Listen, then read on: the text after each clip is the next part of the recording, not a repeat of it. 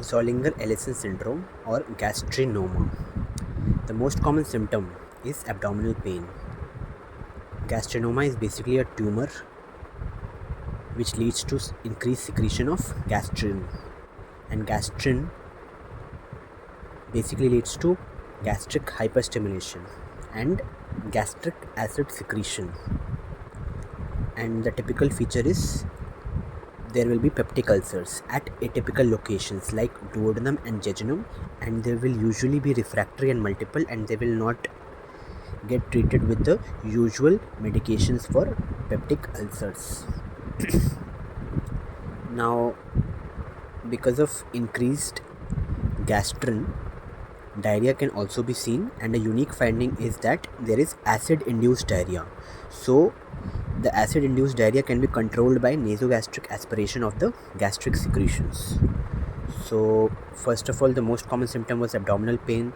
Then we have understood the pathophysiology, which is gastric hyperstimulation leading to gastric acid secretion and peptic ulcers in atypical locations such as duodenum and jejunum, and which are multiple and refractory.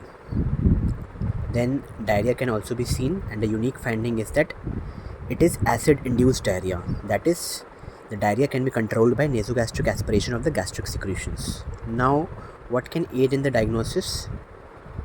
If we have a gastric pH below 2.5 and a serum gastrin more than 1000 picogram per ml, then that is confirmatory of gastrinoma. The normal levels of gastrin, that is fasting gastrin, are less than 100 picogram per ml.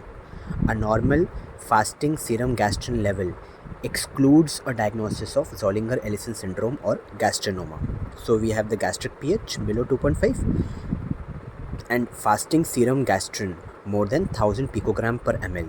We can also look out for the basal acid output, that is BAO, which will be more than 15 milliequivalent per hour, or it will be more than 5 milliequivalent per hour if the patient has had a previous procedure for peptic ulcer. तो हमें ऐसे समझना है कि peptic ulcer के लिए उसने procedure भी करवा लिया है, फिर भी जाके अगर बेसल एसिड आउटपुट, मतलब बेसल मतलब कि without any stimulation, that is without food, अगर वो 5 milliequivalent पर आवर भी आ रहा है, so that is pathological. But otherwise in general more than 15 milliequivalent per hour. तो हमें ये वैल्यूज़ याद रखने हैं, more than 1000 and more than 15. Now अगर डायग्नोसिस में डाउट है, सपोज़ कि सीरम गैस्ट्रिन लेवल्स 100 to 1000 है and we are still suspecting gastrinoma, then we can go for a provocative test.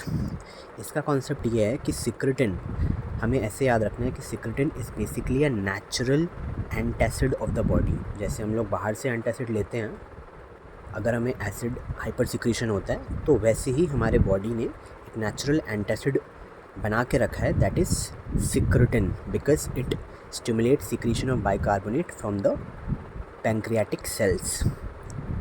And bicarbonate, as we all know, is alkaline in nature.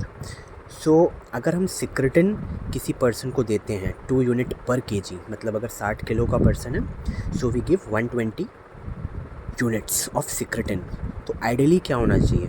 अगर वो patient normal है तो secretin is an antacid and hence his gastrin levels will decrease.